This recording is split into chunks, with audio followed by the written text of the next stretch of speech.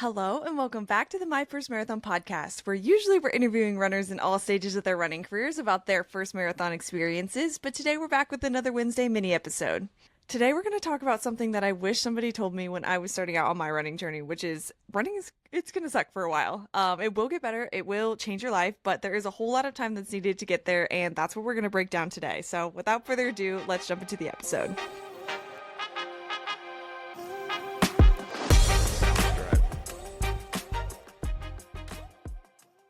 All right, so like I said, off the bat, you're probably not going to love running right away. I know that I sure didn't. There's a lot of people that I've spoken to that can certainly relate to that as well, but running, it's not going to feel good, not for a while at least. But if you're in the beginning of your running journey, you may not know that because running is super glamorized on social media. In this like world of running influencers, it's really hard to know who to trust because there are runners that make it look honestly effortless and they don't do a great job of telling you like the story of the journey that it probably took them to get there. So you might feel inspired by them and then you go out on your own run and everything feels hard and you're like, what the heck? Like why isn't my run looking as easy as their runs look online? Your legs might feel heavy, your breathing might be all over the place, and the entire time you're wondering like, why the heck does anybody actually enjoy this? And this isn't just me saying this because I was that person in the beginning of my running journey who thought like, how do all these people like running? I've tried running on and off for a long time and I've never liked it. I don't understand how it looks so enjoyable to the people online. To give you some insight on my own early on running journey, I thought that running wasn't for me for a really long time. I remember starting and stopping running so many times, starting back in like 2015 to 2017.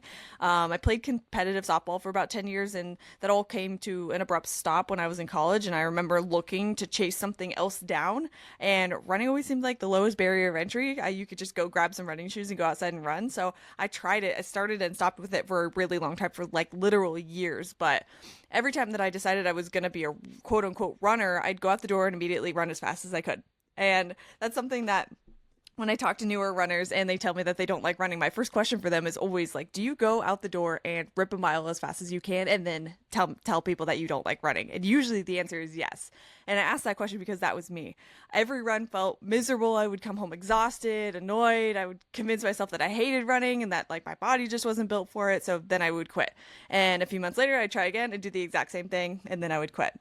And even when I trained for my first race, I trained for my first 10K, I want to say in like 2018-ish, maybe or somewhere around there. And nothing really changed. I trained for that 10K, finished the race and felt proud for like 5 minutes. And then I stopped running completely. I didn't run again for almost 5 years after that because that race, although I was proud of myself for like training for it, I didn't train for it properly. And I still tried to go out as fast as I could. And that just made me feel like, again, like I wasn't built to be a runner. But looking back on that now, looking back on that early on experience now, 5 marathons and 3 years of consistent training later, it makes so much sense why I didn't like running, right? I never gave myself a chance to enjoy it. I treated every run like I was supposed to prove something instead of just letting it be a part of this overall process and journey. And I was goal oriented. I knew what I wanted to work towards, but I didn't give myself the time to work towards those goals. So when I finally came back to running for real, I wanted to come back and treat it differently. I was coming back at a different point in my life. I was at a complete loss for goals. I had moved across the country. I didn't know anybody. I truly was at a rock bottom, and I think that was the best thing that could have happened for my running journey because that's when I started to just let go of all my expectations when it came to this sport. I let all the easy runs just be easy. I stayed consistent even when it wasn't exciting, and it took about 6 months before I really started to enjoy it, but that time was so important, and looking back on it, that time was so crucial to my overall running journey because now I have such an appreciation for being able to go out of the door and go for a run. But like I said, it took about 6 months to get to that point. And if you're at the beginning of your running journey, not liking something for 6 months is that probably feels pretty scary. That feels like a really long time.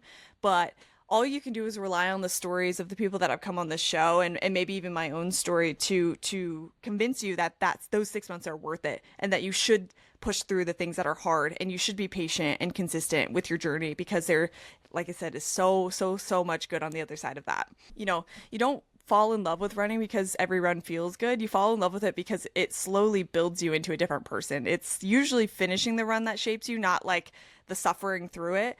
You have to give yourself enough tough runs to push through to know how much good is on the other side. And it actually helps build this ability in you that you're going to take into your overall running journey, that teaches you that you're strong and can do anything that you put your mind to. But again, that doesn't happen overnight.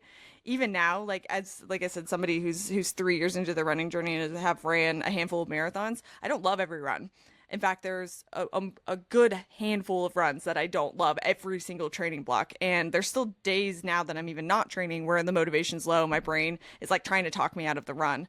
So loving running doesn't mean loving every single mile. It just means trusting the process enough to keep showing up. And if you ever decide to run a race, you know the tougher runs are the ones that are going to matter the most, because when you're in a race, you don't think about the runs that went really well when things get hard. You're thinking about the ones that are tough. So when you're thinking about your overall journey and just getting started, like every run is going to feel tough in your first 6 months, and those tough runs are going to be the things that that put things in perspective as you continue on in your overall running journey. So you just have to trust the overall picture.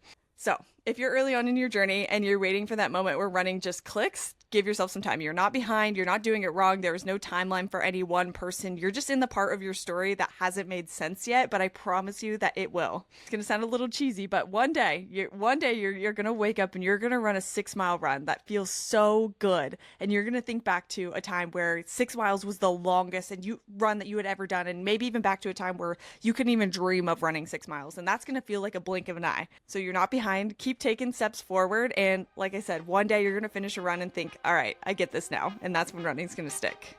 Thank you so much for tuning into another episode of the podcast, and we'll see you next week.